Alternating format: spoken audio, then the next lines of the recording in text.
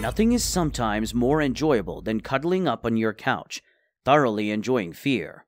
And toy dolls are one item that terrifies an enormous number of people. There's simply something about a glassy pair of eyes and a blank look that freaks people out. You know, from Chucky to the boy. But given that she has a real-life backstory, Annabelle may be the creepiest toy on the market. Furthermore, it can possibly be more frightful than the movie. At this point, the Annabelle movie may be pretty well known to us all.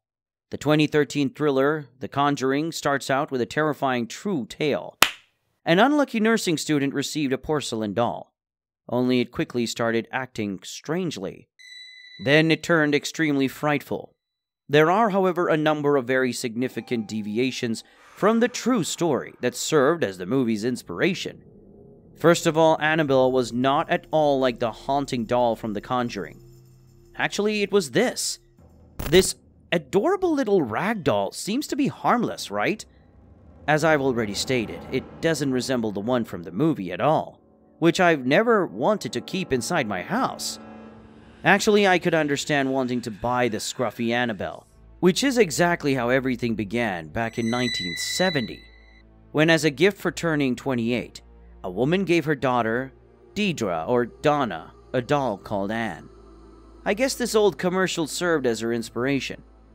Donna, according to the legend, was a nursing student who shared an apartment with a roommate. She once brought the doll to sleep with her, but she didn't have to wait long to notice that her adorable, cuddly doll was acting incredibly strange.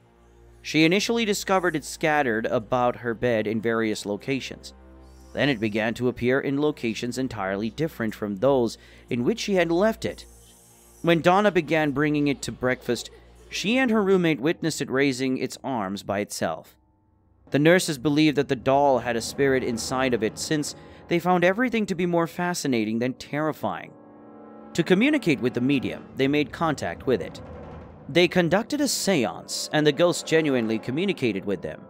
The medium informed them that Annabelle Higgins, a young girl who had passed away and may have been murdered nearby when she was a child, was housed in the Raggedy Ann doll.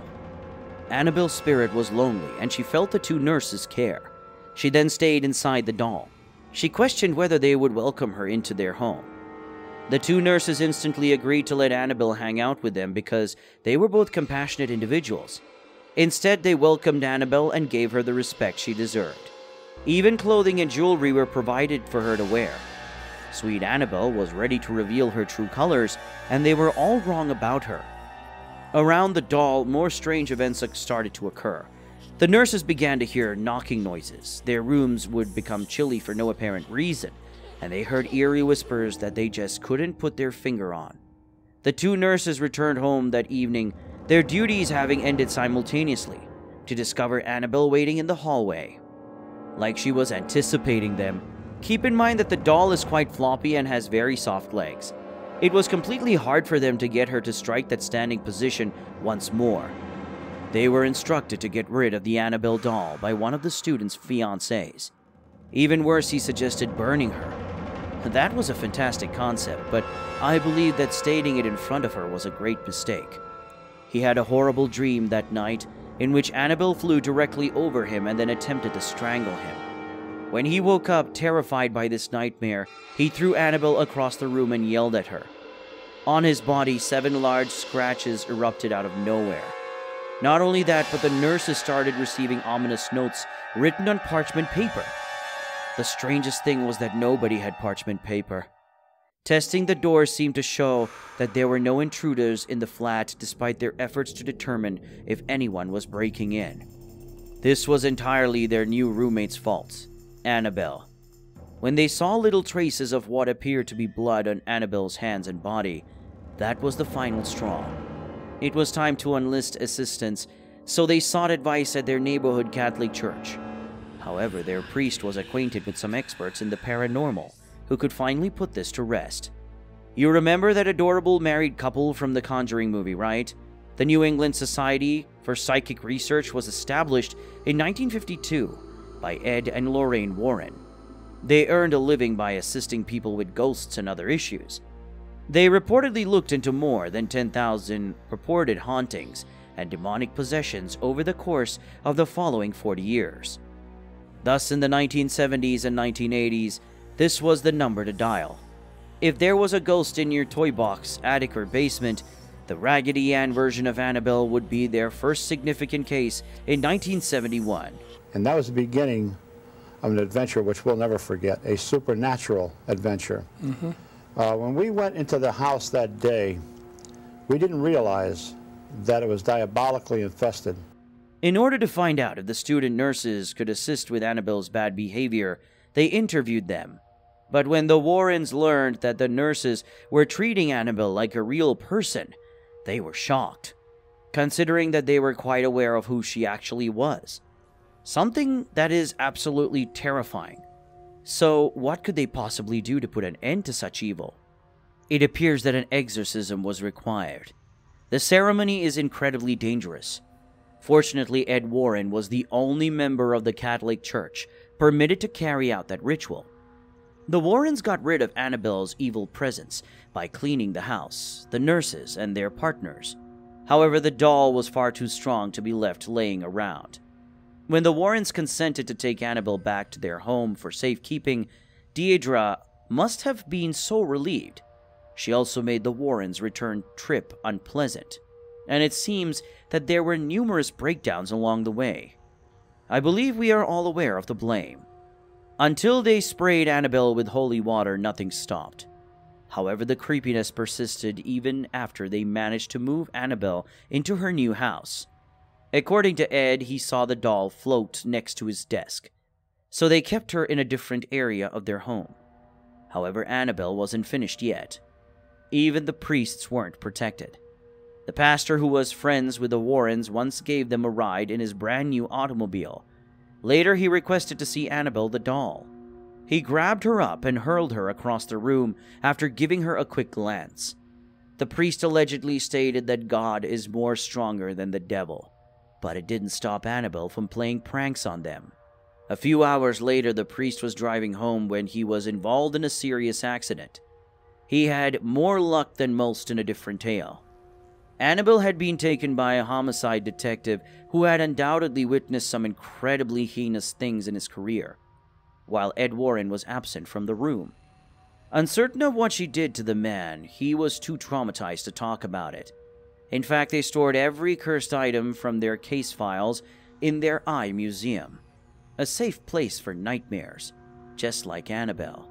The Warrens never destroyed any of these items, even though they had all been blessed by a priest once a week, for fear of unleashing the demonic force contained within. How did they obtain everything? Annabelle was simply their first truly scary case, as I previously stated. However, she is unquestionably the most hazardous item they stored there. However, their precautions still fell short.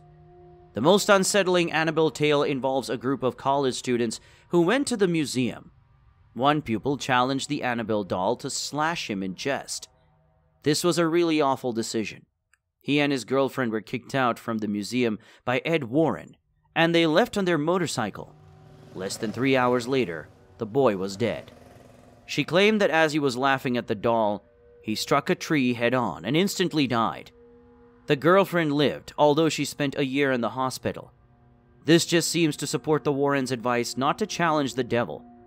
The Warrens also took part in numerous other well-known hauntings. Many of them might be familiar to you from the movies. The Amityville Horror from 1975 was one of the most well-known. The thing is that Amityville home was built there in 1928, and no family that ever lived in that home was ever a happy family. See on the monitor. Here, a cursed home's evil spirit harassed one family to the point where they fled in the middle of the night. It developed into a well-known tale and a series of over 11 films. Amityville appears in Conjuring 2 as well, but the main focus of that movie was on another significant case they were involved in. This incident, dubbed the Enfield Poltergeist, occurred in the UK in 1977. It was a very disturbing situation.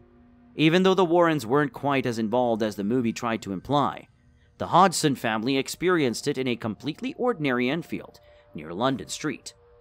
A vengeful spirit known as a poltergeist was tormenting the teenage sisters Janet and Margaret, as well as their brother Billy. They were thrown out of bed, and furniture moved on its own. Among other strange things it did.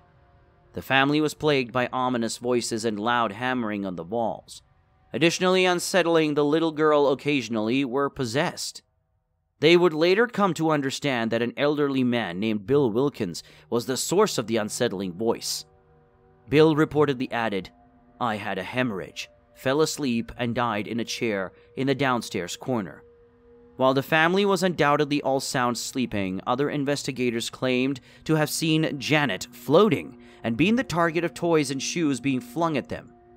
The most bizarre aspect of the Enfield case is how many people witness these paranormal events. Genuine witnesses are extremely uncommon. Friends, neighbors, and even a crossing guard had observed Janet hovering and other strange happenings about the house. By around 1979, the haunting had reportedly stopped after 18 months. However, a lot of individuals don't think any of it was true. Even though it can be entertaining to believe in strange things like this, you have to ask if it actually does more harm than good. First off, if it's all true, it's likely to inspire more individuals to tamper with things they shouldn't. And even if it's not real, it still has a negative impact on your mental health. Your mind is capable of some bizarre tricks. Consider the phenomenon of recording the voices of the deceased, or the occurrence of electric voices. It occurs when you capture a room's silence, and upon replay, a ghost or another object speaks. In ghost hunting shows, the electronic voice phenomenon is used frequently. Now, Darren Brown is a skilled mind reader who frequently looks into the veracity of many paranormal stories. He sought guidance from a forensic engineer. This person has to be truthful since he interprets sound in court proceedings. To me, more like electronic interference that happened to be picked up by a highly sensitive recorder as a result of radio waves. And I believe you could interpret them as guttural sounds if you wanted to. He stated after they played an electronic voice phenomenon taped to him. What's worse is that many of these accounts of the haunted persons in the Warren case files correspond to signs of schizophrenia, drug addiction, and general family problems. It's unfortunate that nobody was ever permitted to confirm what the Warrens did. Even though they provided certain information in the movies and books, Ed tended not to allow anyone to confirm the specifics, and to me that raises a serious red flag. They conveniently refused to appear on any record to at least corroborate their story, just like the nurses they saved from Annabelle. However, if the museum's exhibits were truly harmful, why on earth would members of the public be permitted to approach them? It feels like taking a tour of a minefield, even just to look at it. Although the Warrens never explicitly accepted payment from those they assisted, their financial situation was undoubtedly not harmed by the success of their books, seminars, or films. People have been hesitant in the past, and many have referred to the Warrens as liars throughout their lives. Also regrettable is the fact that they were unable to use modern cameras and other recording tools. Remember, the inhuman is very, very difficult to deal with, and it's so cunning, but the human spirit, you can communicate, you can talk, you can help, but the inhuman. Wow. It's unfortunate that so many of the cases they worked on had witnesses who wished to remain anonymous. While I don't blame individuals for wanting to forget frightening events as quickly as possible, this makes it very difficult to verify all that happened. Since Ed and Lorraine have both died, the path has become quite stale. Regardless of whether Annabelle Higgins and the Enfield poltergeist are real or a huge fabrication, they at least produce some extremely spooky movies. In any case, it's becoming more and more difficult to distinguish between profound fakes and evidence of true UFO sightings. What do you think of these spooky tales? If you have ever had a frightening experience or know anything about the veracity of the Warren case files, please share your thoughts in the comments area below.